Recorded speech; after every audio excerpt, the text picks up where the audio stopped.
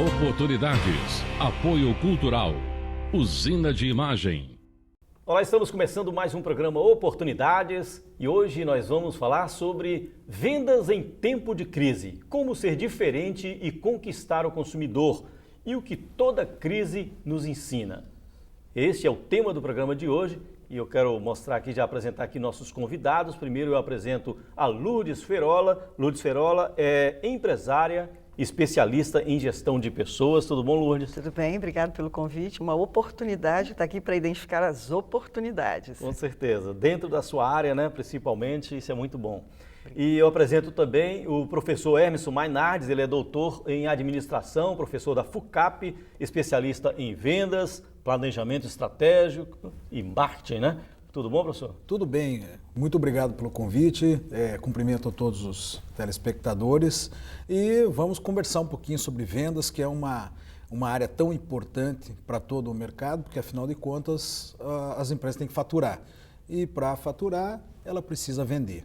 A venda então movimenta o mercado, movimentando principalmente os empregos diretos e indiretos que provêm das vendas que acontecem no mercado. Ok, é uma roda que tem que ser virada sempre, né, professor? Exatamente. Obrigado pela sua presença aqui, pela presença de vocês dois aqui. Então é sobre esse assunto, né? Vendas em tempo de crise, que o programa Oportunidades vai falar hoje. Nós estamos começando.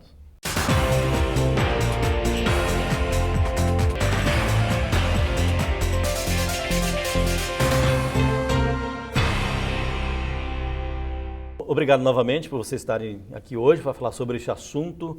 Primeiro eu gostaria de ouvir de vocês, primeiro da empresária, né, que está vivendo a ponta aí do mercado, o mercado do varejo. Vamos trabalhar principalmente a questão do varejo. Está em crise mesmo ou é só falácias aí que a gente está ouvindo? Não, é crise mesmo, crise de oportunidades, crise financeira, diversas crises, mas crise com um pontinho de interrogação. Como é que a gente se vira na crise? Porque a crise sempre existiu. Uhum. Ela é cíclica, ela vem, o professor vai didaticamente aqui nos explanar. E como é que você está diante da crise? Você já estava preparado, você estava despreparado? Porque a crise pega todo mundo, qualquer setor, não só o varejo. Ou seja, tem que estar preparado sempre, né? Tem que estar alerta. Se estiver preparado, melhor. A passagem pela crise vai ser mais suave. Agora, se não estiver preparado, também tem muito aprendizado. Ok. Professor Hermeson Mainardes, a gente está em crise mesmo, professor? Você também percebe isso? Olha, eu digo que a gente acho que nunca saiu da crise. Né?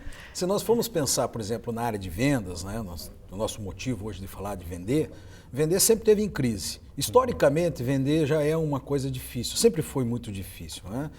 Vender é uma tarefa que muitos não gostam, não gostariam de ter como profissão. Por outro lado, abre um campo de oportunidades muito grande, inclusive para quem está procurando emprego. Né? Toda empresa precisa de vendedores, toda empresa precisa de alguém que faça esses contatos com os clientes e feche negócios.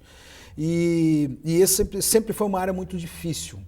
E agora, neste momento, onde nós percebemos que o consumidor está muito receoso nos seus gastos, você ter um pessoal preparado pode te ajudar a vencer a crise. Então, você precisa de pessoas que tenham disposição para estar indo buscar os clientes. Porque onde estão esses clientes hoje no momento da crise? Eles estão nos lugares que você ainda não foi. Hoje é muito perceptível essa questão da cultura do indicar, de recomendar, né? A gente recomenda um médico, recomenda uma oficina, recomenda um restaurante, né? Porque você gostou do atendimento, gostou do produto. Como é que a gente pode criar essa cultura do recomendar entre os consumidores? É possível? Olha, o professor vai concordar comigo e ele, naturalmente, muito mais expert.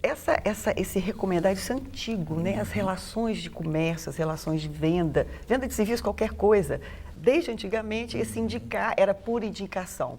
Nada mais está acontecendo que uma revitalização desse processo de venda, é um canal de venda. E ele é fabuloso, ele que fideliza, ele que coloca realmente a empresa transparente, dada totalmente para o cliente. E é uma conquista que cada empresário, com seus recursos, vai naturalmente com o seu grupo de vendas e todos os canais, vai conquistar. Mas qual é a dica legal assim, para o empresário absorver? A dica principal é o seguinte, a primeira coisa que você precisa fazer neste momento é garantir que os seus clientes continuarão sendo seus clientes. Sim, mas como? Porque são eles que vão trazer os novos clientes. Como é que a gente faz para garantir com que os clientes atuais continuem nossos clientes? Escutando-os e oferecendo o produto ou o serviço que venha a transmitir valor para ele. Ou seja, quando você vai comprar alguma coisa, você olha e fala assim, poxa, mas isso vale a pena eu ter esse produto. E quando eu entro numa situação de crise onde eu tenho que restringir os meus gastos, o que eu vou cortar? Aquilo que eu considero que não seja tão importante para mim. Então, a partir do momento que o empresário, né, consegue fazer com que os seus clientes percebam a importância do seu produto na vida dele, aquele produto vai ser mais difícil de ser cortado futuramente. Como é que ele faz isso? Mostrando exatamente o valor do produto, do serviço. Exatamente. O valor. Ou seja, o que ele está recebendo em troca daquilo que ele está pagando. Né? Se ele considerar que ele está pagando menos do que aquilo que ele acha que recebe, para ele isso é vantajoso. É essa vantagem que muitas vezes o próprio vendedor ou a própria equipe de vendas tem dificuldade de transmitir para os clientes. Então nós já começamos aqui no primeiro passo, um atendimento competente. Começa aqui. Segundo, a garantia de que você vai entregar para o cliente algo que realmente ele vai olhar e falar assim, poxa, é isso que eu estava procurando, é isso que eu preciso. A partir do momento que você faz um bom atendimento, faz um atendimento competente, que já não é fácil, porque cada cliente é um, e ao mesmo tempo entrega para ele produtos que ele vai perceber o valor, ele vai provavelmente retornar. E é assim que a gente se comporta, não é? Quando eu faço a compra numa determinada loja e eu percebo que aquela loja realmente atendeu as minhas expectativas, as minhas exigências, por que eu não voltaria lá? Por que eu não indicaria para outros? E isso aí é como se a gente estivesse blindando até mesmo para um momento de crise, né? Porque é uma ação, uma atitude que deve ser feita o tempo inteiro. Isso. Né? Exato, Guilherme. Você vê que a gente, na nossa experiência, quase 32 anos de empresa, esse contato, esse procedimento já faz parte da empresa desde o primeiro dia. Só que é um pouco difícil a gente multiplicar isso para a nossa equipe de vendas.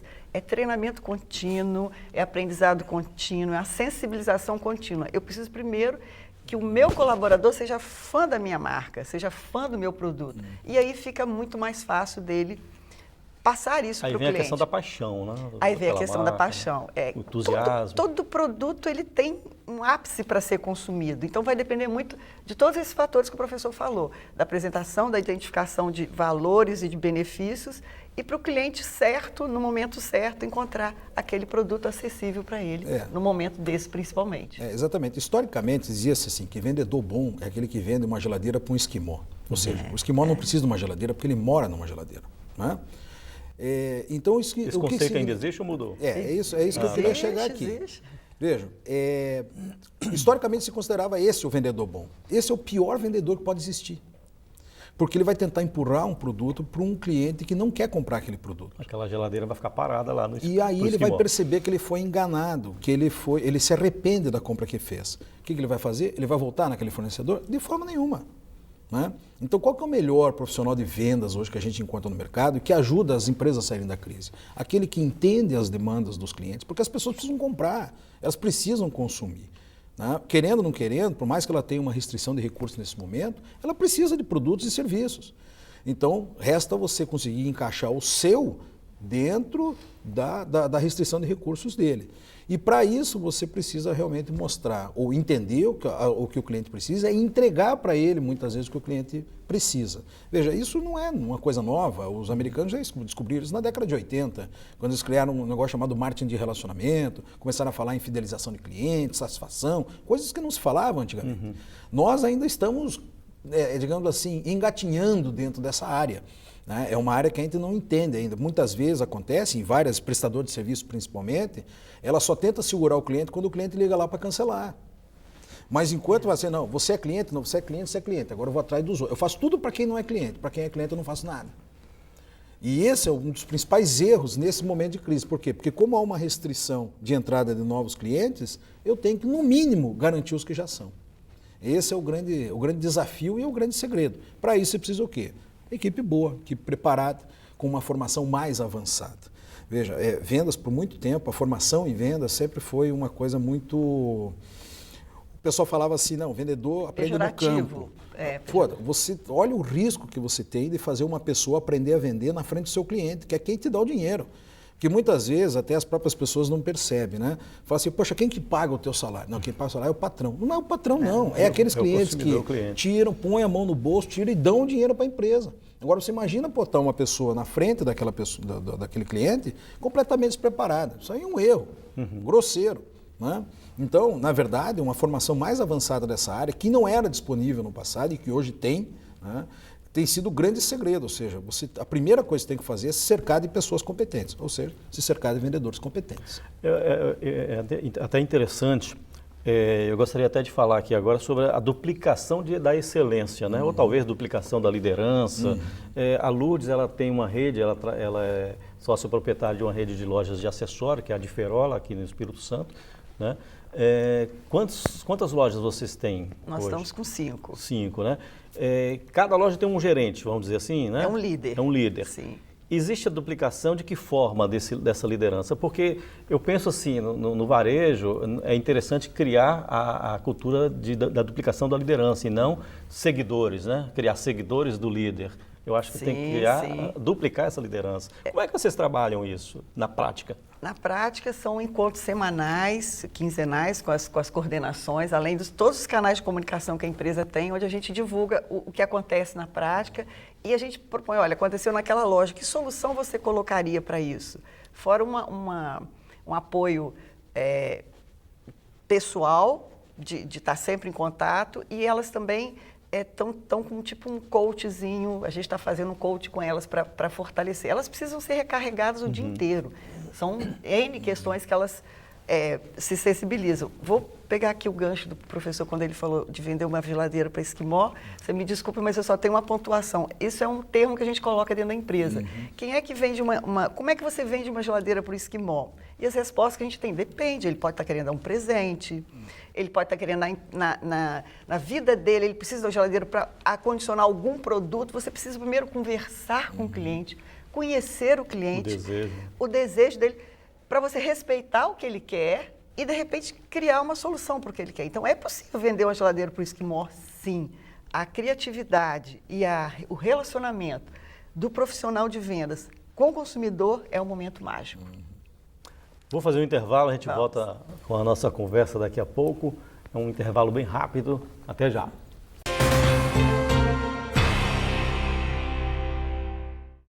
Voltamos com oportunidades. Nós estamos falando hoje sobre vendas, né? Principalmente em momentos de crise e vendas em qualquer momento, né? Na crise a gente aprende mais, lógico.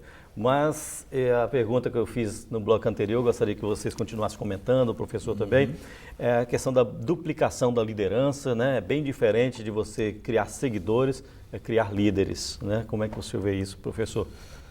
Na verdade, o que nós passamos aí um momento de carência de recursos humanos preparados, pessoas preparadas, para assumir algumas funções, especialmente um comando. Assumir um comando é risco, é sempre risco. Então, muitas vezes as pessoas preferem, não, eu vou ficar aqui na minha, né, não vou assumir esse risco de ter que comandar pessoas, porque comandar pessoas não é fácil, né, e aí eu garanto o meu e fico tranquilo e continuo reclamando, como eu sempre, né, ou como muitas vezes acontece.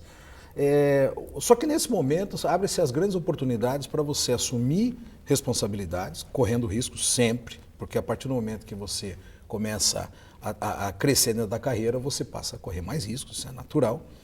E é uma grande oportunidade justamente para você fazer alguma coisa. Vejam, é muito mais fácil você fazer algo quando a coisa está difícil do que quando a coisa está fácil. Porque assim, se a coisa está difícil, qualquer coisinha que você faz, melhora. Quando está tudo muito bem, é muito difícil você mudar. Então essa é uma grande oportunidade para você realmente embarcar e falar assim, poxa, agora é o momento de eu assumir. E aí olhar para as lideranças como aquelas lideranças que vão ser a referência. Então aí volta para o líder principal. O líder principal ele é a referência, então ele tem que ser o exemplo sempre, né? E isso é uma coisa difícil muitas vezes, porque às vezes você está naquela situação de que você precisa tomar uma atitude, você nega a atitude para a tua equipe, mas você precisa tomar atitude, né? Então, o papel do líder aí no momento de transferir essa liderança para os demais colaboradores, que é uma coisa difícil, que é delegar, né? Muitas vezes é o momento que o próprio líder se sente, pô, eu estou perdendo minha liderança. Não é perdendo a liderança, é delegando mesmo. Né? Veja, eu tenho loja há 16 anos. E tem gente que tem uma dificuldade de delegar, né? Eu tenho loja há 16 anos, eu já não estou na loja há pelo menos uns 7, 8 anos já. Né? Só vejo de vez em quando lá, com a situação como é que está, a coisa está acontecendo. Por quê? É aquela questão de você transferir a liderança, ou seja, você delegar para as pessoas e deixar com que elas façam do jeito dela. É um problema muitas vezes de sucessão. E na visão empresarial, isso é muito importante, né, criar líderes, porque o líder principal ali pode receber uma proposta nova de uma outra empresa e deixar a vacância ali.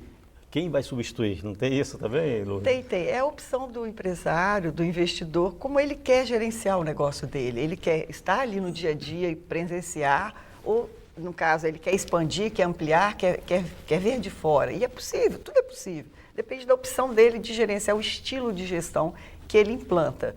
E aí tudo dá certo no final. Só depende de como ele quer fazer. E é necessário demais você ter sua retaguarda, a gente chama muito de retaguarda. Então, as minhas líderes são mulheres, são bem treinadas, bem recomendadas, e cada dia cresce mais, cada dia tem um talento que elas mesmas se descobrem. E como o professor disse soberanamente, que é o momento de crise onde elas se identificam, a gente se identifica com enormes talentos e com enormes retornos. O que você faz dá resultado. Eu quero falar da padronização do atendimento ou do treinamento que os vendedores recebem, né? Eu tenho observado muito isso no varejo, aqui na Grande Vitória principalmente. Eu não sei se isso precisa ser repensado, né? Vou fazer até uma brincadeira aqui, porque eu entro numa loja, a primeira pergunta que o vendedor me faz é se eu estou procurando algo especial. Né? Se é para presente. Eu sempre falo que é assim, é especial. É para presente? É para mim, vou me presentear. Sei lá, alguma coisa assim. Certo. Mas as perguntas são as mesmas em praticamente todas as lojas. Perfeito. Eu até brinquei com um rapaz numa loja de calçados, ele perguntou, eu estava olhando alguns tênis, ele perguntou, você quer tênis para quê? Para botar nos pés. Eu brinquei com ele, lógico, né? Depois eu expliquei. Mas essa padronização do treinamento, como é que vocês veem isso? Veja, o cliente é diferente. Eu não tenho como padronizar o atendimento, mas tem uma explicação dessa padronização. O que acontece é o seguinte, para você se tornar um vendedor, você não precisa ter formação nenhuma. Você pode ser a formação que você quiser. Então você vai lá encontrar profissionais de vendas que são contadores, são administradores, são nutricionistas, são enfermeiros, são de qualquer área. Então você não tem uma formação básica para você entrar na área de vendas. Basta vontade, proatividade, aquele negócio que está nos anúncios de oferta de emprego para vendedor. Proativo, motivado, aquele negócio todo. Tá. Então quando você coloca a pessoa, ela não sabe nada, você tem que prepará-la para isso. E aí esses treinamentos, eles são muito úteis para dar uma base para a pessoa. Só que é claro que a pessoa tem que saber discernir entre seguir a sequência de um atendimento, que o atendimento tem uma sequência lógica, que deve ser seguida. Robotizado, né? Isso. E fazer exatamente o script de venda. O script de venda, ele é muito útil em determinadas situações, mas de uma forma geral, principalmente no comércio, onde você está ali tete a tete com o cliente, não faz sentido você ficar seguindo a mesma sequência. Até eu costumo brincar que os vendedores, muitas vezes, eles têm a mania de apresentar o mesmo produto para todas as pessoas da mesma forma.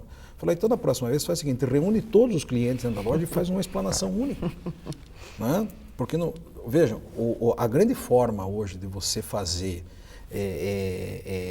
apresentação de produtos e atender clientes é por meio de perguntas. E aí você sugere algumas perguntas. E aí começa a usar aquelas perguntas. É claro que isso passa, com o tempo aquilo vai... Ou seja, eu já vejo aí como... Essa padronização eu já vejo como um avanço. Pelo menos nós estamos treinando. Antes nem treinamento tinha. Né? O cliente entrar na loja, o cliente fala, putz, mais um. Né? Agora não, agora está começando a mudar. Então, com o passar do tempo, a gente deve evoluir. O nosso varejo, veja, o nosso próprio desenvolvimento, o nosso mercado ainda é muito imaturo, né? E nós temos muito a crescer ainda. É uma coisa dinâmica também, toda hora muda alguma coisa, né, Lu? Tanto pode ser treinamento nesse sentido, como pode ser falta de treinamento. A falta de treinamento faz com que o profissional que está iniciando, ele copie o que ele olha, que ele acha que é viável e pratica. E aí depende da liderança daquela equipe tirar isso daí. Na nossa loja é proibido, pelo amor de Deus. São todos obrigados a assistir esse programa, viu? É o que a gente fala lá. Certo. Palavrinhas mágicas que a gente não pode falar na comunicação, que ela não traz um resultado satisfatório. Então, esse profissional de vendas, ele tem que criar as suas palavras, a sua comunicação, além do que, de vez em quando, dar uma voltinha e ver o que o mercado está fazendo. A comunicação é flexível, né? Tem que ser flexível. Como o professor falou, cada cliente tem um canal de comunicação que funciona. E aí, o estilo próprio, o charme da pessoa, o charme de falar, aqueles recursos todos de neurolinguística que a gente tem acesso, pode estudar e pode melhorar continuamente. A questão da arquitetura, eu estou falando isso porque Lourdes participou recentemente de um seminário, né? Eu estava lá também presente. Questão da arquitetura, o que a gente pode dar de dica aí, principalmente em momento de crise, para atingir o consumidor, né? Para atrair mais esse consumidor? Às vezes uma pintura de uma parede faz efeito, um tecido diferente, dependendo do que é o negócio, do que é o produto, com muita criatividade e pouco investimento, você dá uma cara nova, uma roupagem nova. Interatividade do cliente também é bom, né? É bom, porque a sensação do cliente de que ele está num ambiente novo, diferente, aqui tem algo novo, é fantástico para criar esse clima de aquecer a vontade de comprar. A atmosfera da loja tem sido um elemento fundamental para as vendas. Inclusive, o poder de uma vitrine é maior que o poder de uma propaganda na TV. A capacidade que ela tem de levar o cliente para dentro da loja. Esse é o papel da vitrine. Para você ter ideia, em termos de comparação, nos Estados Unidos, né, nas grandes cidades, uma vitrine ela é feita. Se em 2 horas os produtos da vitrine não começarem a vender, a vitrine é trocada. 2 horas. Você viu? Bem dinâmico, né? O poder. Tudo bem, é um outro mercado, um mercado muito mais maduro que o nosso. É claro que o nosso não funciona dessa forma, né? Mas a atmosfera da loja, muitas vezes, falta cuidado do próprio lojista com relação àquilo que ele entrega para o cliente como atmosfera. Muitas vezes, o principal diferencial da loja é o ambiente de loja.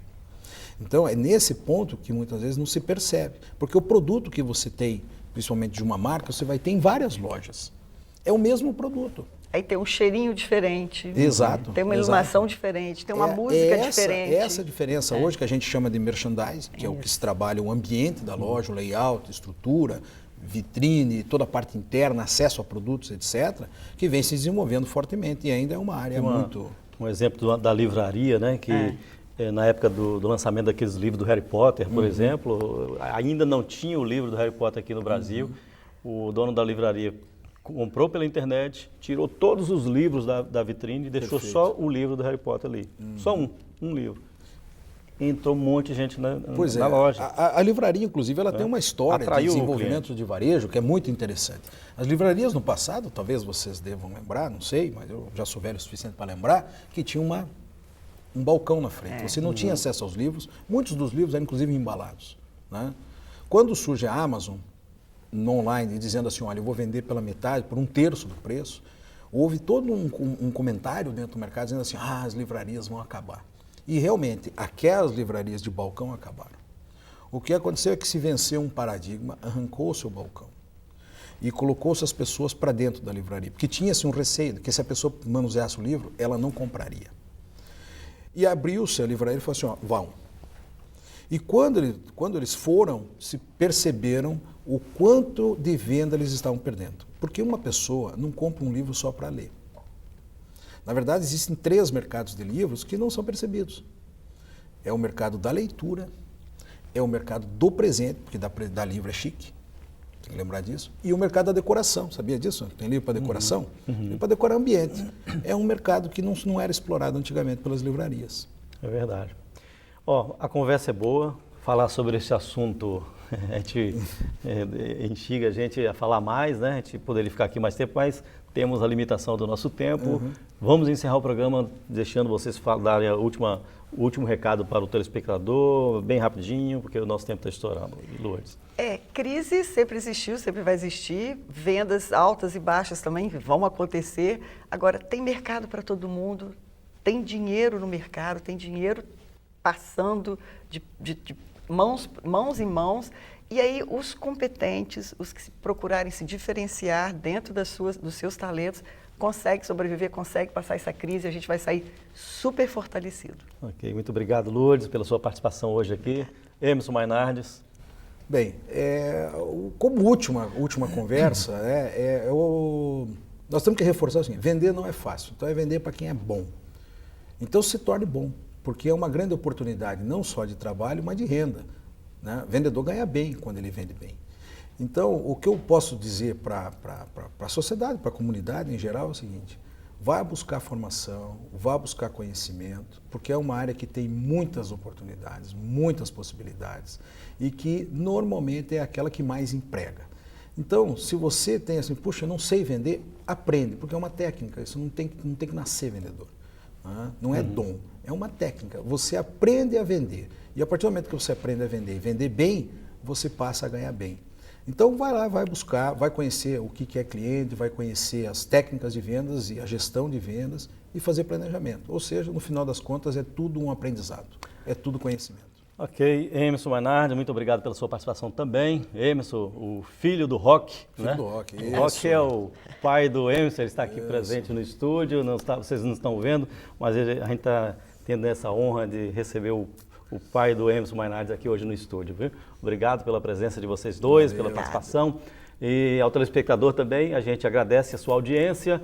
E lembre-se, se você for vendedor, quer trabalhar nessa área, tenha paixão, entusiasmo, né? Aprenda e seja humilde para aprender, né? Tem muita coisa dentro dessa área que a gente pode aprender e trabalhar a excelência em vendas. Tá? A gente fica por aqui. O programa Oportunidades volta na semana que vem com outro assunto. Até lá.